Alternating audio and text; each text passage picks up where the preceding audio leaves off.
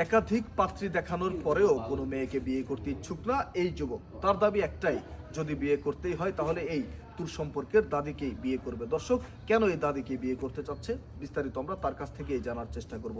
আসলে ভাই, আপনি যে আপনার দাদিকে বিয়ে করতে চাচ্ছেন মূলত কারণটা কি? আমার দাদিকে আমার ভালো লাগে।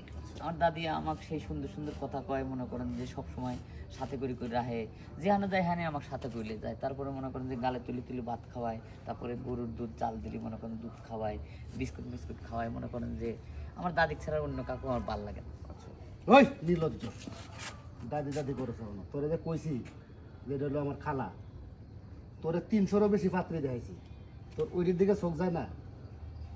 না, আমি ওরে বিয়ে করবো, অন্য মানসিক বিয়ে, যার দেখিনি কোনোদিন কথা কই নেই তাকে আমি বিয়ে করবো। দাদিকে সবসময় দেখি, সবসময় কাছে পাই, দাদিকে বিয়ে করবো। আচ্ছা, আপনি তো এই ছেলের বাবা, তাই না? এই যে আপনার ছেলে যে পাগলামিটা করছে, আপনার এই খালা, মানে আপনার যদিও দূর সম্পর্কের খালা, তার দূর সম্পর্কের দাদি, কিন্তু দাদি তো এই যে তার বয়সে বড় সম্পর্কে দাদিকে বিয়ে করার জন্য এরকম উৎমাদ করছে, এই বিষয়টি না আসলে আপনি কি বলতে চান?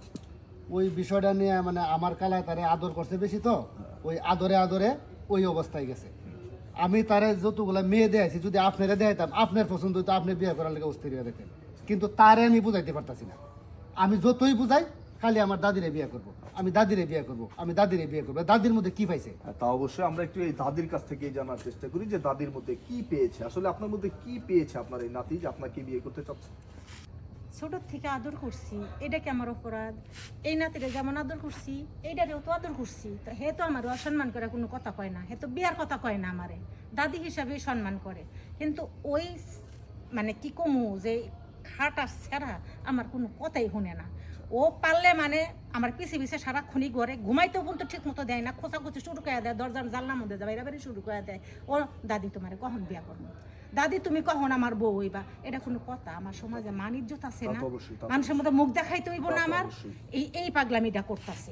এখন এই যে এই ভদ্রলোকের ছোট ভাই তো আপনি না, আপনার বড় ভাই যে কাণ্ডটি ঘটাচ্ছে এই বিষয়ে আসলে আপনি কি বলতে চান? বিশ্বাস করেন ভাই, এই বলদটাই যদি আমার বড় ভাই না হইতো, ওরে এতক্ষণে আমি পাড়ায় মেরে ফেলতাম। আচ্ছা, এ বলদ, দাদিরে কেউ বিয়ে করবা চাই? হ্যাঁ দর্শক, আপনারা দেখতেই পাচ্ছেন তার ছোট ভাইয়ের কথা শুনে যতটুকু বুঝতে পারলাম, সে আসলে হয়তো বা কিছুটা কিঞ্চিত বলদ টাইপের। আসলে এই যে ভাই, আপনি আপনার দাদিকে বিয়ে করতে চাচ্ছেন, দুনিয়ায় এত মেয়ে রেখে দাদিকে কেন বিয়ে করতে হবে? আসলে দাদিকে কি বিয়ে করা যায় দাদিকে বিয়ে করার জন্য?